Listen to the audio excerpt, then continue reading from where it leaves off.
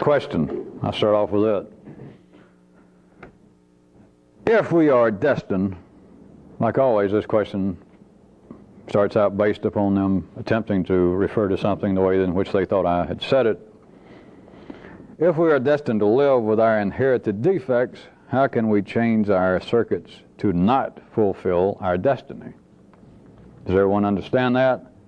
That's a good old basic down-home question. First of all, let me point out that is a paradigmatic example of the absolute brilliance, I don't mean the sarcastic, the absolute brilliance and the limitations of binary consciousness. That it seems to be one or the other, if we're going to say, or if I'm going to insinuate or state at city level, you are what you are. That the cells will prevail, the molecules will out. If that is true, then what in the hell are we doing, right? So first note, that is binary consciousness in action. That seems to about cover it. That things are either this way or that way. This is possible or it's not possible. And that seems to cover it.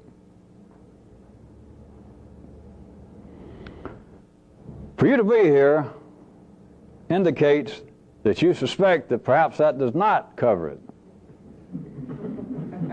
So let me point out, or charge off from tonight on this basis.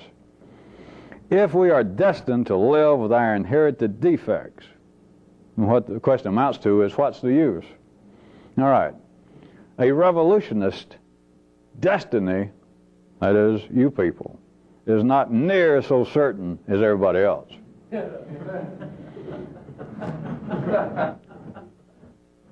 I have never stood here to anybody, with a group or with any of you people individual. I have never stooped so low, been so crude as to tell anybody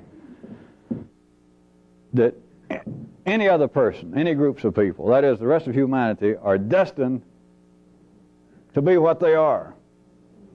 I have never done that for a reason. And the reason is not because that's not true. That's not the reason I've never done it. I've just never done it, and I'm not going to do it now. I'm going to put it to you just like I did, that a few people, a revolutionist possible destiny is not near so certain as everyone else. The general population has a destiny. At line level consciousness, you got a destiny.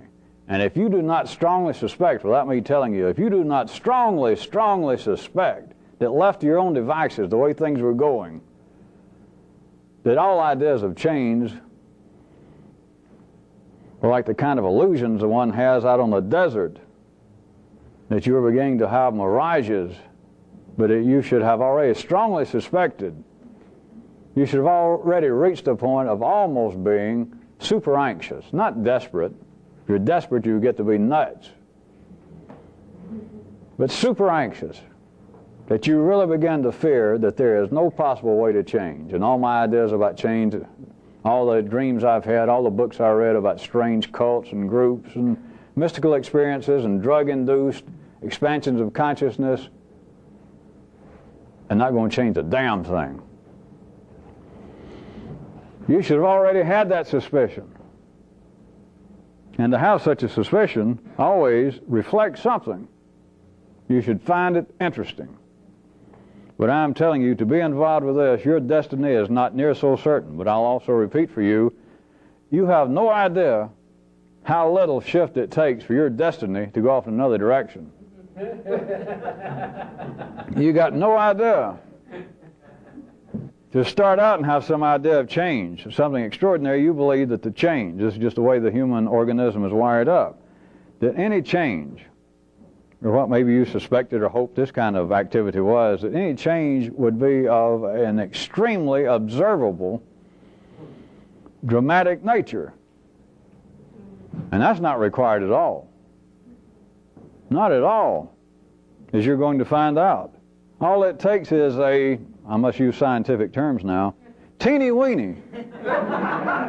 All it takes is a teeny weeny shift.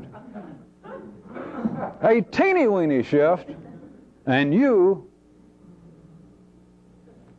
have affected this is what it amounts to, your DNA destiny.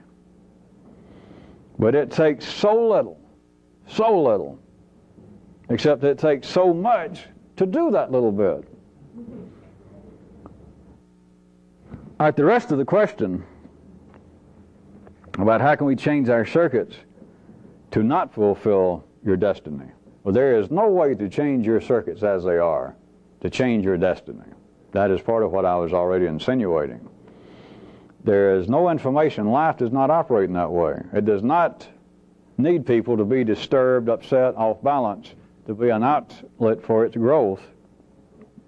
That is, most people, the city, as I've been calling it. It does not need that in the most efficient way, and then to turn around and to make it easy for people to satisfy themselves, which would be, in a sense, as the person asked it, to change our circuits. For all intents and purposes, your circuits, what I'm calling your circuits, your level of consciousness as it is, back to my drawing, everything from the base of the spine up, everything all the way into consciousness. The operations, if you want it very crudely right now, the operations of your own mind, your awareness, your personality, everything that seems to make you singularly human. You must suspect, like me telling you, you must strongly suspect that there is no way to change it. But also note that out in the world, in the city, it's assumed that you can. By such things as, just pick up the paper. You don't need to come to some group like this. Pick up the paper. If you know how to do it, read your own consciousness. Watch TV. There are pictures of men and now women, for instance, now doing bodybuilding. The insinuation is, now this is not advertising pulling something over on people, because you're advertising. It's not Wall Street pulling some scam on humanity. You're Madison Avenue. You are advertising. You're the Walter Thomas Agency. The insinuation is, in human consciousness, that if you change yourself physically, if you lost weight, if you're overweight, if you lost weight, it would change. They don't use my terms, but it would make such a change in your circuits that your destiny would be different. That you're convinced if you were 200 pounds overweight, that if you could lose that weight, your destiny would change. All right? If you can lose it, that was your destiny. But, as all of you should already have some suspicion if you hadn't been through it, things do not change that much. Your destiny does not change. Plus, also note, there are now more and more statistical proof. I don't need this to try. This is not my backup, but let me just point out, even in the city, all of you should read enough that there now seems to be almost a point of not overwhelming statistical proof, because things are not arranged that way, but should be getting disturbing to a few people, that almost no one who believes they should lose weight can lose weight. Surely you've read those figures in the last year or so. I've seen it in the papers, common media outlets, that everyone who believes they should lose weight that has lost weight, something like 98% of them put it back on. I've already pointed out to you, for anything to be successful in the city, it's got to fail. So the belief that you can change your destiny through some straightforward way, such as at the physical level, diet, exercise, losing weight, gaining weight. To move up the circuits a little bit, in the 3D world, people believe in the city that if they could change the way they feel, which is part of the apparent aspect of some religions. If I could change the way I feel, my destiny would change. If I could love my fellow man instead of not love him, then my destiny would change. Okay, let's say it would. But please note that no one can do that. Then people believe if I could think in a different way, if I was more educated. It is simply this. It's not pessimistic. It's not even the same ball game as any binary choice. All you can do is what I'm already putting you new people on, is I was just going to call it balance your circuits. But you should already be this close. Before you even got here, you just didn't know it. You got to be that close to the threshold, the subflooring of general health, not just physical health, but what you would call emotional health and intellectual health. You cannot be nuts. You cannot be overcome by depression. You cannot be a manic depressive. I'm just using ordinary, of course, terminology. Just from a city view, I'll accept it. You cannot believe that voices are talking to you. You cannot believe that the gods somewhere have selected you and said, ooh, I got great things in store for you. That is all right in the city. And I mean, of course, as always, no offense to those people in the city, nutty people or fine people. They got no business in this. Their destiny cannot be changed. Their destiny is just, it's in the same ballpark as those who are treating them. What you have got to be able to do is to balance your circuits very quickly to the point that you can understand what I mean by fuck health of all kinds. It's what I was up until this point, what my genetic destiny was up to this point is irrelevant. You've got to have a kind of stable balance right there up to line level.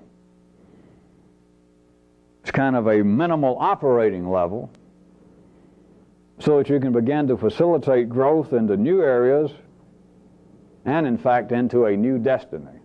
That's what it amounts to. It is a destiny that life does not particularly need. It is a destiny that is yours singularly. You might also note the difference that I'm pointing out to you even verbally between this and what seems to be all kinds of forms throughout history that you imagine of some kind of extraordinary activity. Because on the other hand, in all ideas of religion, some kind of philosophical, strange cults, mystery religions and all that, the way it comes out historically, that is after the fact, the way it seeps down into the general genetic makeup of humanity in the city, is that if any of these little organizations or any of these philosophies had any validity, their followers would all become what? Uniform. We'd have a whole bunch, hundreds or thousands of little Moseses, little Buddhas. Everybody'd act just alike, talk just alike, and of course bring it right up to date. If he had succeeded, we'd have what? Not that little weird family in California. We'd have 12 or 50 or 100 little Charles Mansons. It's the same thing. If you believe that there is uniformity in changing your destiny, you're wrong. Again, I just bring this up to show you how hard this is to grasp to begin with, because there is no common destiny. This is not to turn you into something. It's not to turn you into, if I call this the X system. If my name was whatever, Josephus, it would not be to turn you into a Josephusite. And yet, everything in the city tells someone, well, if I was going to be anything, if there is any way to change, economically, politically, socially, then you find some organization, some philosophy, and the whole point of studying it is what? To become one of them. To become a full-fledged Democrat, a real, dyed-in-the-wool Catholic, American. And it's not. There is no singular destiny available in the city. It's only here. That's why anyone who will predict your destiny is lying to you. That is, they don't know what they're talking about. I can predict this. Your destiny is not what you are now. That's the only safe destiny. The rest of it is a crapshoot. I don't want to scare you. You'll be happy with it. Of course, I got a way out of that. Once you're changed, what's your choice? Once you've got some of this going, you can't back up. So I can safely say that you'll enjoy it. And I mean it. Because you got no choice after that. At least you realize if I could go back in some way, I couldn't drop back down there and enjoy it. As that great philosopher B.B. King would say, the thrill is gone.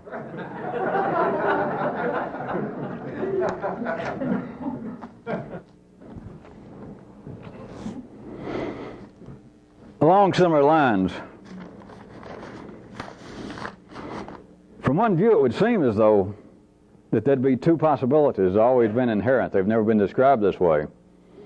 But listen, it would seem as though if you're going to try and undergo change, you and everybody in the world, remembering that everybody in the world believes, everybody in the world is wired up to feel that they should be changed, except a small handful of people who work very closer to life. They're like life's gophers.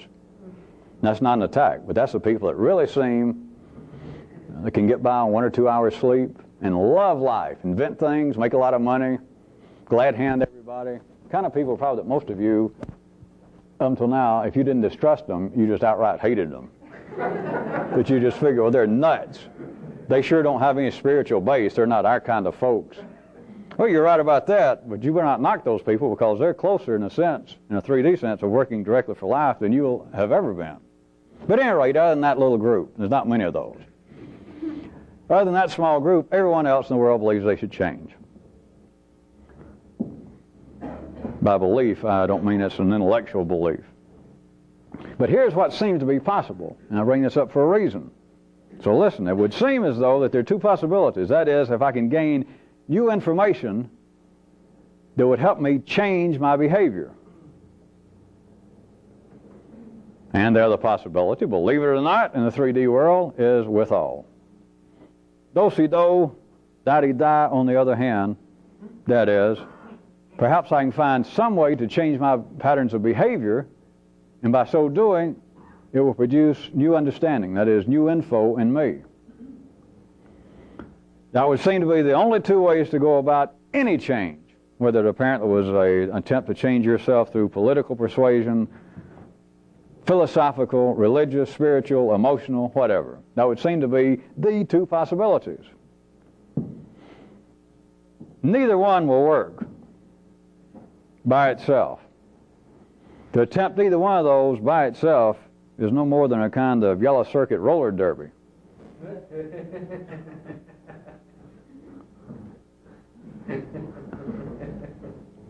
But notice, if you can understand what I'm pointing towards, everything in a person is wired up to believe that one of those two, or perhaps both, are possible.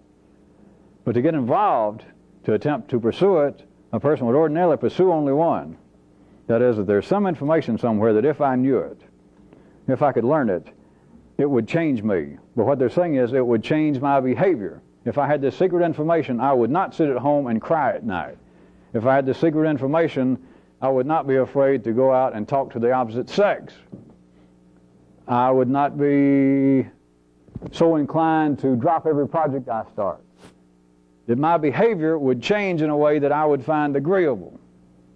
On the other hand, of those that seem to be drawn to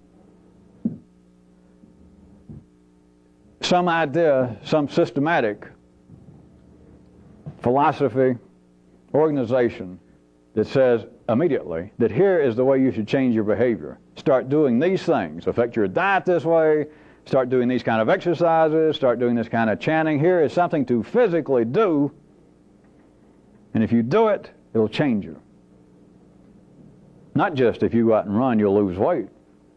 If you do these things, if you go ahead and change your behavior as per our instruction, it will produce something new in here. The change in your behavior per force will change what you are. Neither one of those work. Of course, in the city they work absolutely. That is, they fail. But all of you should have already had some little experience, or hear me when I point out that they simply do not work by themselves, and they have been tried from every direction. And I must point out, or I will, to say they do not work is simply a reflection of imperfect information and imperfect view, is what I mean by saying that they don't work. And then I say, yeah, they do work. I'm not just trying to be some pseudo-Zen comedian. It is simply, from the binary view, there is no way that any one thing can work. And yet, in a sense, everybody in the world is divided up at any given time into one of those two camps. Religions, you can see every religion in the world, to take this right quick. Every religion in the world can be divided up into one of those two classes. Everything you've ever tried on your own, any view you ever had, any attempt, any plan that you thought you had, maybe you picked it up from a book you thought, was one of those two. The belief that, all right, starting tomorrow, what I've read in this book, or what I heard at some lecture, it's true. Starting tomorrow, I'm going to start doing mystical exercises. I'm going to run 2 or 3 times. I'm going to become a vegetarian. I'm going to do the chant they talked about for 2 hours every day. But even if you do not say this to yourself, you must hear me.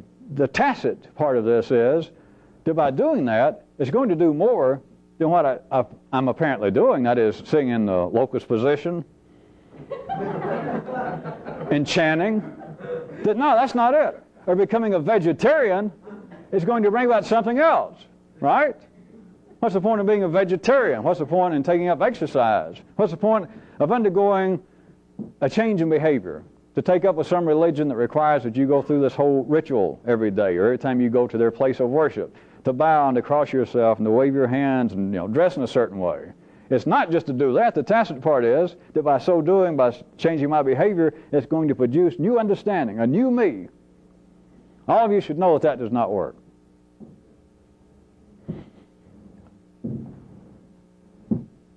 That, by the way, is still the majority, if you'd like for me to have to point out to you, of the world's religions, of the way that the majority of people in life's body right now still believe. That's why everybody, from a certain view, you can see that everybody who attempts to change through some ordinarily available method, religion, etc., it is the ultimate attempt to submit. The ultimate attempt to submit, as I've also pointed out, is really man's idea of God. The final, the ultimate dominating one, to which we will all submit. I want to submit. The easiest submission, apparently, is tell me what to do. That is, tell me how to change my behavior. Tell me what to do, and then the unsaid part is, tell me what to do that's going to benefit me, that's going to change and produce something new in me. But the other possibilities I started to say is that which apparently is going to teach you something new. That is, new information, and by having the new information, it's going to change my behavior just by having it, which I would suggest to you is the basis of the belief in humanity. Is wired up into the great secret Vedimikam, that there is some great book, there is some religious or spiritual or secret intellectual book that has information that a few people's got and they won't let it out in the public. But if I could get my hands on it, if I could just read it, sit down and read it, everything would change. The tacit part of that is not simply I'm going to read something and have a whole bunch of new factual crap in my brain. It's there's things that I could know, information, that if I knew the information, I got into my head, that the light bounced off the page and went into my retina, went into the right part of my brain, and my brain went, wow, this new information, that after that, after the information has imprinted in my little brain, I could no longer be the same old son of a bitch or bastard that I was. That my behavior would change because of what I know. Even though some of you, I guess, still believe that there is such secret information written down somewhere, still try and notice. Try and feel what I'm saying, that alone does not work. Neither one of those work. What you've got to be able to do, using the description I'm giving you right now, you've got to be able to do both of those simultaneously and then some. But you cannot be encaptured. You cannot be captivated by and entangled with one or the other. When it comes to the kind of growth that I refer to as revolutionary, what this is about, this fantastic, astounding change is just that little teeny-weeny bit, the kind that will absolutely, well, I suggest, will change your destiny into a useless destiny. Well, I know I keep throwing that stuff out to you. It's really to you new people. I don't have to do that to the older people because they've already gone through being scared and then wondering if I'm fooling, and then wondering, well, Jesus, I wonder if he's telling us the truth inside of a joke. It's useless in a sense. You don't have to do it. You can stay like you are. You always got to remember that. You can stay like you are as long as you're staying like you are. If you get above that line, it's too late. That's when you're done for. But right now, you can stay as you are. And so from that sense, this kind of change is useless. It is unnecessary. It is not warranted. I mean, I don't care if you're the most miserable son of a bitch in the world. That's nothing. Somebody's got to be. And plus, I doubt if you are. That, again, is a certain amount of hubris on your part, to think that you suffer and that life has stepped on you worse than anybody else. But at any rate, this kind of change, I also want to point out, requires a change in the total structure. It is the entire molecular organism must be changed and not the parts. But notice again, this is not just the opposite of what you're built to believe, which is the best you can hear right now. It just sounds, all this sounds like, when I get to an extreme, it just sounds like I'm saying, all right, everything that you thought, everything that humanity in general thinks, the opposite is true. When you can only hear with two ears, that's the worst I can make it. That's the best I can make it. But that's not really it. It's really off at another angle. But still, using words which are always binary in nature, notice everybody's wired up to believe that change comes about through change in the parts. Now, you never analyze it that way. They don't talk about it that way in the city. It's just part of the parallel, unrecognized information that I'm dealing with. But to try and change, everybody believes I'm going to change my parts. The organizations, the institutions in the city that seem to be in charge of change, whether it be new information to change behavior, or whether it be new patterns of behavior to bring about new information, they all work on this basis, that we got to change the parts. Well, all of you are looking kind of blank. If it were not for that, psychiatry wouldn't exist, psychology wouldn't apparently work, there'd be no religion, there would be no books of famous quotations, there'd be no common wisdom, there'd be no proverbs, there'd be no maxims, there'd be no epitaphs. Nobody would try to change. You've got to believe, such as, you're still looking blank. You've got to believe, all right, you've got to believe, for instance, that if you're 200 pounds overweight, if I could get down and look normal, if I could do that one thing, me personally, my personality, my outlook, my sex appeal, my sex life would change. I would be a different person. Of what? Changing a part. No, in the city, it can be done. People do lose weight. People put on weight. But they do not change. The change has to be in the total organism.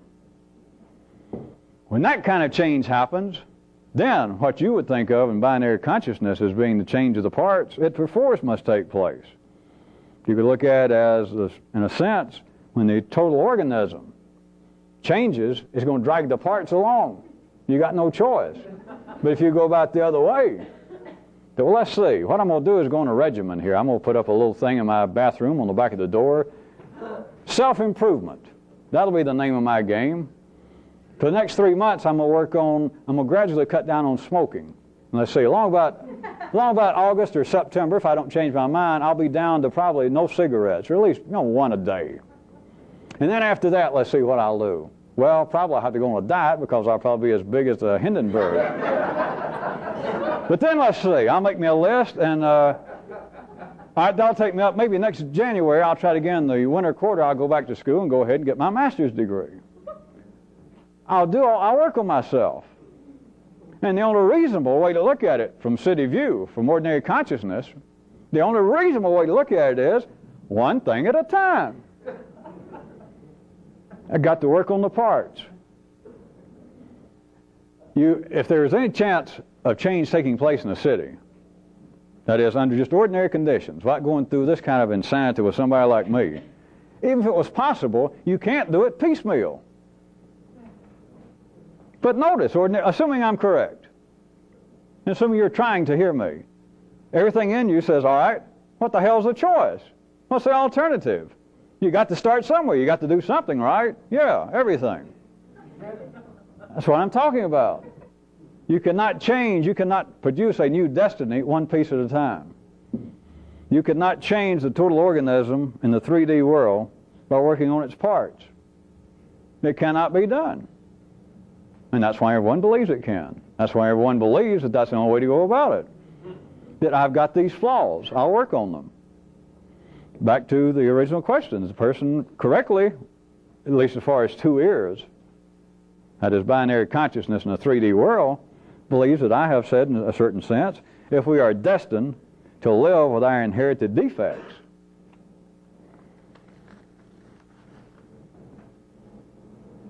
if it was changing one thing at a time, if it was working on oneself in parts, that is your destiny. That is the destiny of everyone.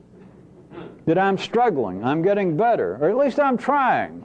Well, what are you trying to do, my good man, my good woman? Well, all right, right now I am trying to well, I'm trying to get healthier, so I am cutting down, way down on salt. And when I get that under control, maybe I'll give up white bread completely. You know, I'll try. And then I'm trying to, I don't know, have a better attitude toward strangers. I'm trying not to be so short and nasty with my poor old mother. Well, I shouldn't have to drag this any further. This is not the reason. I'm trying to, as I said with you new people, I'm trying to soften you up real quick. You must see. You must feel it yourself. The validity of what I'm saying. That something is wrong once I point it out. That something smells terribly wrong. The whole idea of changing parts will change me. Will change the total structure. It will not. The structure must be changed. That's the only way to do it. And under all ordinary conditions, that's impossible. It's just forbidden. That is not man's destiny.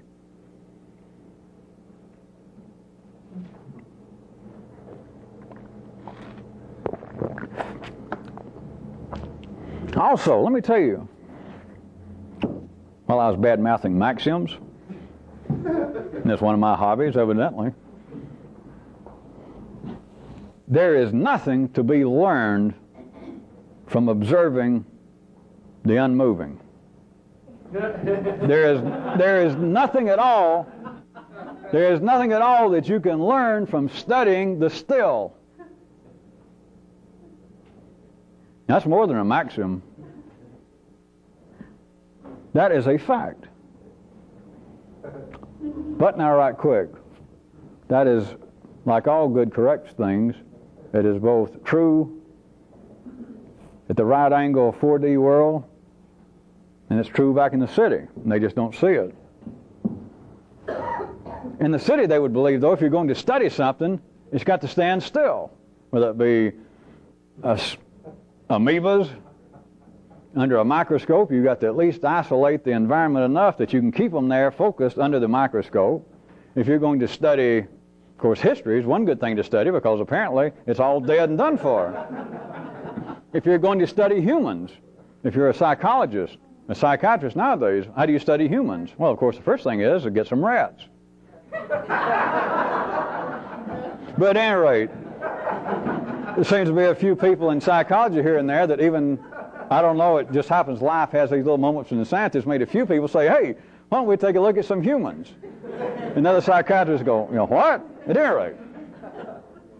Don't any of you people that's got a father or mother psychiatrist tell me that I'm deriding psychiatrists. I'm simply pointing it out. At any rate,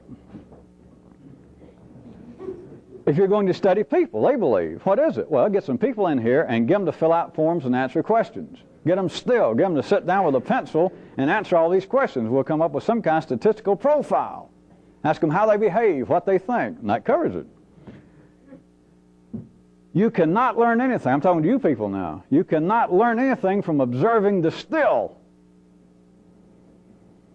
And yet at line level consciousness, it is just the opposite. For instance, here we go now. What are the most important ideas in the world? The dead ones. The ones that's already been said, the ones that's already been thought, the ones that have especially been written down. You know, not this kind of shit. Not this guy standing up here and apparently pacing back and forth and just talking as fast as his mouth works. No, you know, some of this is interesting, sure. But this ain't the same thing as the Old Testament or the baskets of Buddha or the anecdotes of Muhammad or the remembered words of the great Swami so-and-so. The weight, the validity of ideas is what? The great ones. I mean, there are books out, you know, the great ideas of the Western world.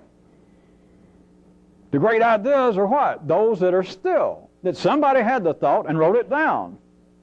And then somebody else remembered it, somebody liked it enough that they print it in a book, and then later you come along and read it and went, gee, there is an idea.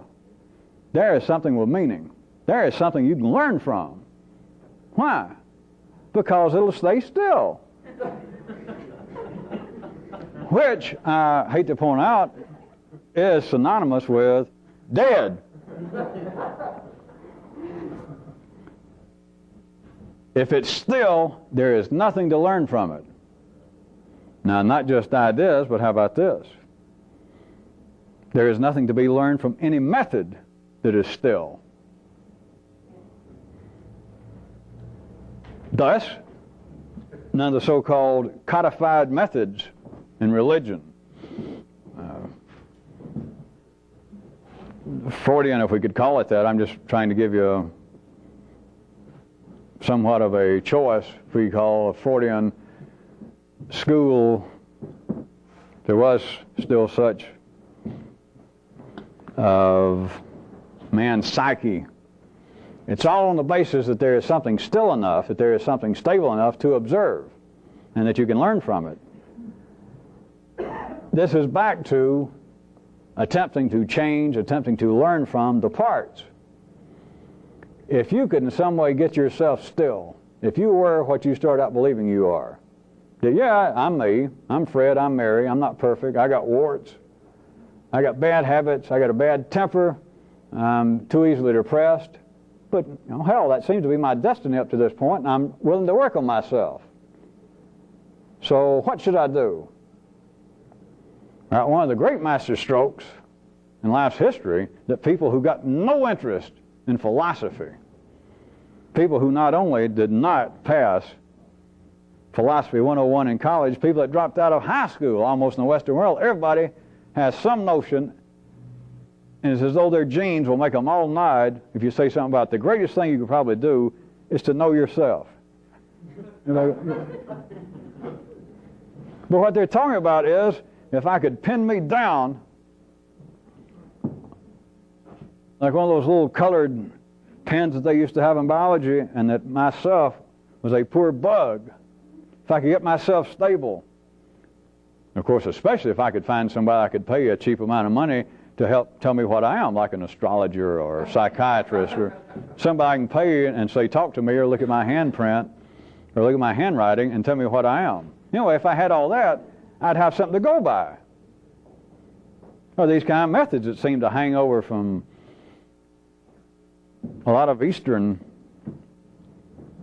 apparent Eastern systems, that the heart of the methods are to study oneself, to become very familiar with oneself, to spend your life noticing all your warts, being able to admit them. Well, that's a nice hobby. But you are back to attempting to work on the parts. You are back attempting to learn from that which is still. And I tell you again, the opening maxim, to do this, there is nothing to be learned from that which is still. Nothing. You recall what I pointed out to you, as strange as it sounded over the last couple of times we met, that if you had a real passion, if you had something that you decided that collecting books, records, some hobby, I've got such a passion, I have that which is approaching an idée fixe, that's driving me nuts, it's costing me money, I got no business doing it. I told you. The one way to stop it, one way to change behavior and absolutely stop it, would be to go in that business. All right. Everybody remembers that. All right, if you were in a business, let me tell you what, whatever business you picked out, let us say it was books, seemed to be your downfall, your potential downfall. If you open a bookstore, you got to keep the merchandise moving. If you let it sit there on the shelf and you don't get business going, very shortly you're going to be back entrapped with the same attachment to books. That if you open a bookstore, what I told you would cure your passion for books, if you wanted it cured, would be going to business. Not the part I didn't specify that I'm clarifying now. The business has got to be alive. If you just open a place, if you went out and found the worst location in the world, and you opened up a little place, and you were only open an hour a day, if you had no business, you would not lose your passion. The merchandise, the goods, the stuff has got to move, or else you'd be trapped again. Does anybody see any connection? I did not change the subject. Whatever it is that you're apparently dealing with and it's got to keep moving. If you attempt to stop it, if you attempt to look at it, if you attempt to start studying yourself, if you attempt to look upon yourself continually, as you always have without knowing it, as a noun, you can't learn anything. From another view, still a steady view, can any of you see This is not the reason. But from a city view, I could say that that is the reason. That is one of the bases, one of the ways to look at all forms of guilt.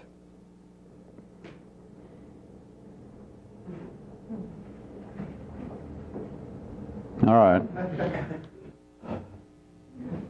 If you take yourself to be a noun, and I am not a good person vis-a-vis this, by speaking short to my dear old ancient mother, by me turning to a stranger on the street, and at least non-verbally saying, get the hell out of my way. I shouldn't have done that. I should not have done that. You're taking yourself as being a noun. You're taking yourself as being something stable. And therefore, there is no possibility of change. Plus, you can't learn from it. But what does everybody say in the city? Well, I may make mistakes. I may slip up now and then. But at least one thing, I'm not going to completely waste my life. I'm going to learn from what I did. And do you? Because if you are attempting to observe that which is immobile, there's nothing to learn. Nothing. The only way that you can begin to stabilize this enough to try and explore what amounts to absolutely, physically, physiologically speaking, new areas up here. And, to go back to the question I used, new areas of possible destiny. You've got to see that you, life, and everybody else is a verb. It is a verb. But line level consciousness, right here, all the way from Einsteins to popes to rabbis to you, to your mother, are wired up to take everything that's going on as being nouns.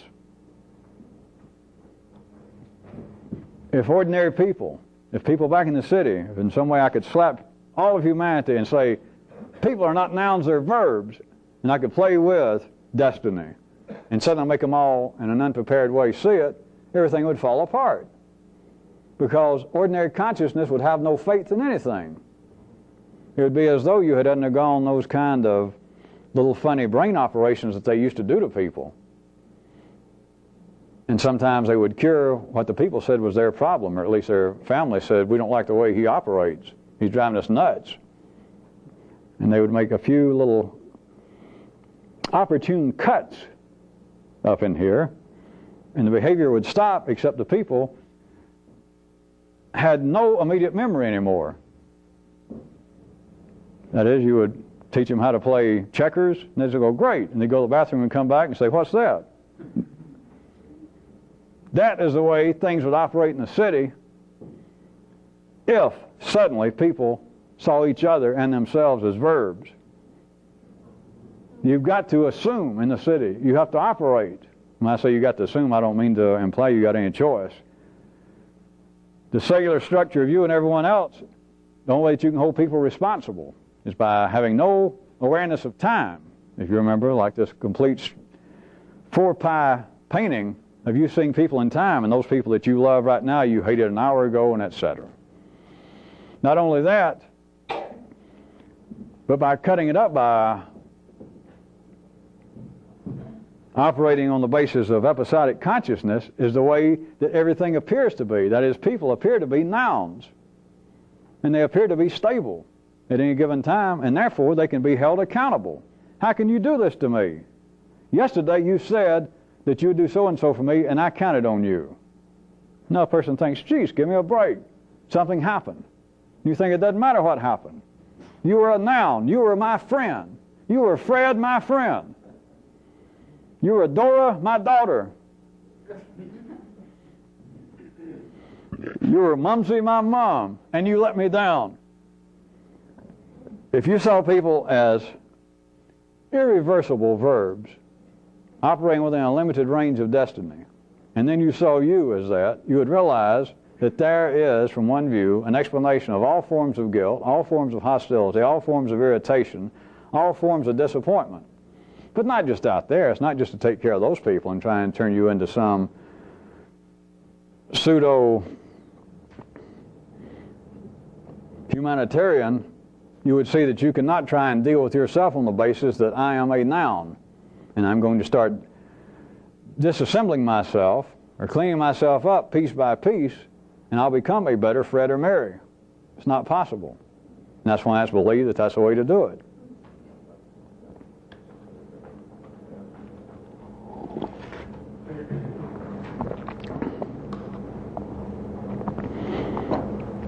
As long as I'm playing with binary descriptions of binary reality, in the city, and when people start getting close to this, they're not completely immune for it, but it seems as though things and people, which is just another word to say two forms of verbs, but things and people seem to either be in these two categories. That things and people are either too tense and serious, or else they're too silly and unfocused. That seems to cover all people. That would seem to cover all attitudes, all forms of behavior. Just think about it a second. All right, that's long enough.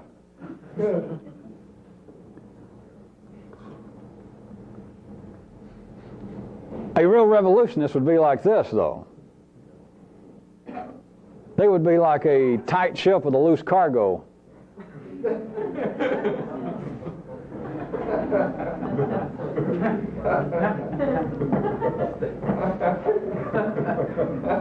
It would be like a seaworthy, knowledgeable captain with ice water in his veins and the 300 Stooges for a crew.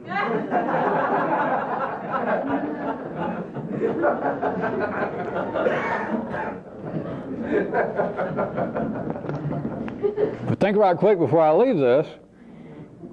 If I ask what seems to be your general attitude, I ask you about what seems to be your problem in life, and etc., you could answer it in other ways if I didn't suggest to you or hint to you. But still, do you see that almost everything you would answer would fit into one of those categories that you would be saying, well, I feel as though I'm too serious. And that fits all sorts of so-called emotional problems. I feel as though I worry too much. I am too full of self-pity. I am too tense about life. I am too serious about myself. I'm too serious about everything. And then there would be others' view that your answer, although not in these words, would fit into the other category. That my problem obviously is I don't take things serious enough. I'm just kind of silly. I'm flippant. I can be sarcastic. I just can't seem to hold myself together. I can't ever seem to finish any projects. I'll start something and then I just almost immediately decide what the hell. Think about it. A tight ship with a loose cargo. Think about passing for being a reasonably held together noun when inside you're a completely, if they knew it, you would be a completely frightening verb. A tight ship, physically. All observable ways in which a ship would touch the external world. All the rivets are good, you're not rusted, you float, you apparently can set off and go somewhere. You can go by and even appear to be stable, impressive, staying on course. And inside the cargo is not tied down.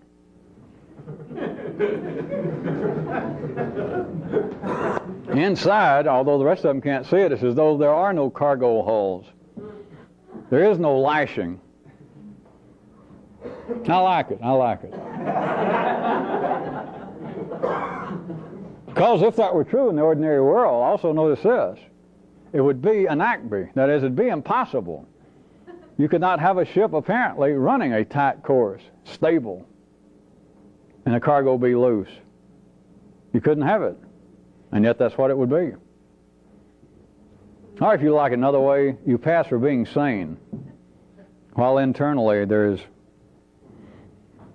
room for further discussion if you had anybody. If you had anybody with whom you could discuss it. Or, externally, you can apparently be as dumb and confused as everybody else, while internally you might have a strong suspicion as to what's actually going on. I'm not talking about me. I'm talking about you. I'm talking about a person.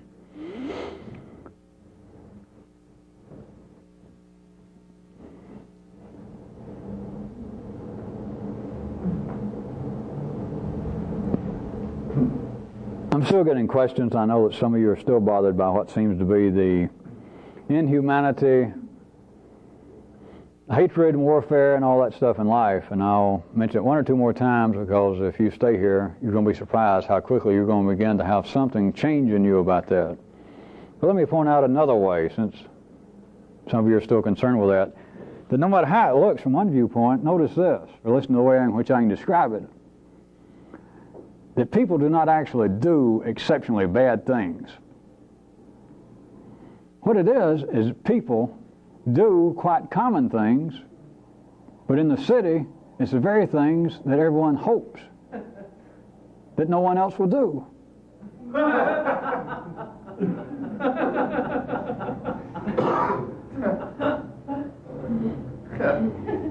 Well, it seems, all of you didn't hear that, it seems, how about this? When it becomes someone well known, somebody with some position, somebody with some reputation, whether famous or infamous, but to start with, just a reputation, a position of power. For them to become infamous, for them to apparently do real bad things, they don't have to do bad things. All they do is common things. And it's not what the populace expected. And therefore it apparently is horrendous, condemnable, disgusting. And all they did, you just find out, hey, the Pope's been sleeping around. Jesus!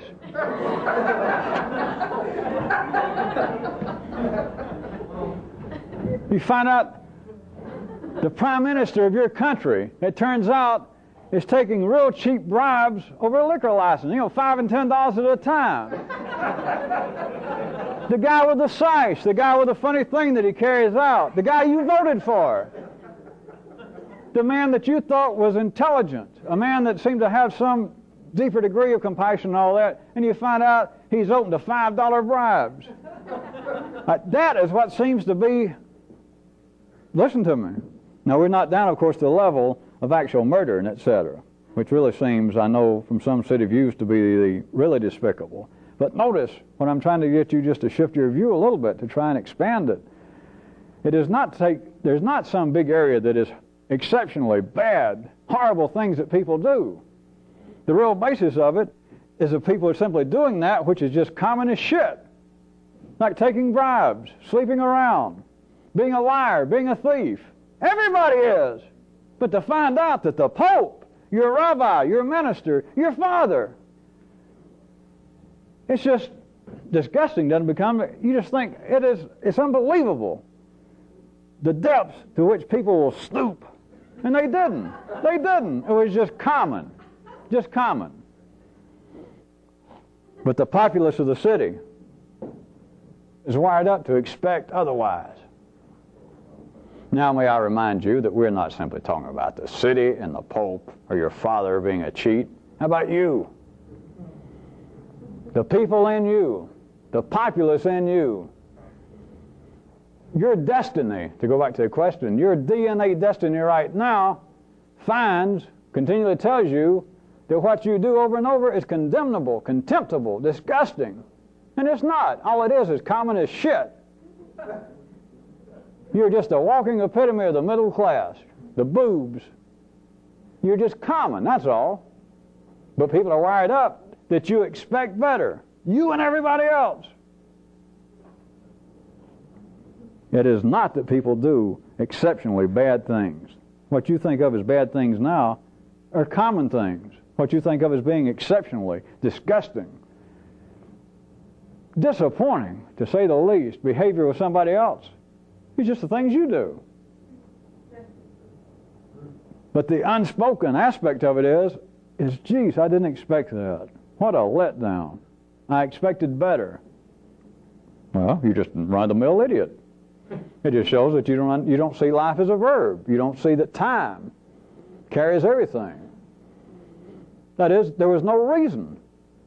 If you could suddenly be my reasonably fictitious reasonably insane man, there is absolutely no basis, none whatsoever, for you or anyone, if you get outside binary consciousness, but there is no basis whatsoever for any of you to expect anybody else to act otherwise than the way they act. Is that too convoluted? No one on this planet, even in the city, if they could get outside for a split second the limitations of this kind of blinding consciousness, There is no reason at all, no basis, no fuel whatsoever for them to believe that people will do other than they are doing now. None. For people to say, intelligent people, apparent intellectual, spiritual, political leaders, to say things like, what was one I liked a year or so ago? Some great scientist was saying, well, at least I have reason to hope that us, that is the United States I think it was, and the other great powers will not turn outer space into a battleground. Here's a man with a PhD, a man well known in the fields of science, and he might as well be babbling for him to say, well, at least we have reason to hope that humanity will not do what humanity will do. Well, the man's just an absolute blatant idiot. Can you hear me? If you held him down, then you could suddenly make him come to a higher level of consciousness right here just before you got the last breath out of him and told him, and you ask him, what is your basis for believing that? Give me one iota of reasonable grounds for you to believe that, and his dying words would be, like, you're right, there is none. You expect you to be different. Everybody is wired up to believe that humanity not only should act a certain way, but that they could. You've got to be time blind. You've got to have no sense of time. You've got to have 3D consciousness at the best. Or else there is no basis whatsoever. A real revolutionist is never shocked. Now, I don't mean that he's without feelings, or I don't mean that she is blasé. But to be shocked is to think, well, things could be otherwise. Things should be otherwise. I had hoped for the best. On what basis, my good man? Of course, hope for the best are saying, I was hoping that things would be different. I was hoping that you, or this group of people, or me, would not turn out to be common. I hate to be foolish, but I ask you, what led you to believe that? And the answer would be, of course, I'm really tearing up reality. Their answer would have to be, well, life made me think it. And with their dying breath, they would say, well, I appreciate you. That's the first time I've ever seen anything in my life. Of course, I'd kill them. Really? Well, for you people on tape, we're going to start tonight to see how this works. I'm going to stop, and we're going to turn the tape over as we must here in the 3D world. And when it comes back, I'm going to have some members, they've done it all themselves, but the old Atlanta group, Paradigm people, are going to present to the new people what it is they're going to present. And we shall see, to put it into real clinical terms, we shall see what we shall see. We shall see what this will accomplish. And you people in other times and other places, you use it as you see fit. I'll leave it to you, but I want you to understand what it is. There is a potential for a different angle of taking all this information because it is paralleled and off at far enough angles already. But for it now to, in a sense, be filtered through the experience and understanding of people other than me. Not better, not worse, but you should be able, you newer people here and in other places, to perhaps hear some of this info in a slightly different way. Because, see, to me, anybody involved with this is just a parallel growth of life. It is a parallel extension of information available to humans. And for anybody in touch with that, it's just every day. It's not strange. But to you people, it will always be strange. And so, to let the people here in the group speak about some of it from their own understanding and own experience thus far, so you're hearing people that still find it strange talk to you who find it strange. If you want to play the city game of relativity, we can say that these people are going to present it do not find it as strange as you do, but it's still strange. See, and to me it's not strange. To me it's just every day. That's why it's so weird.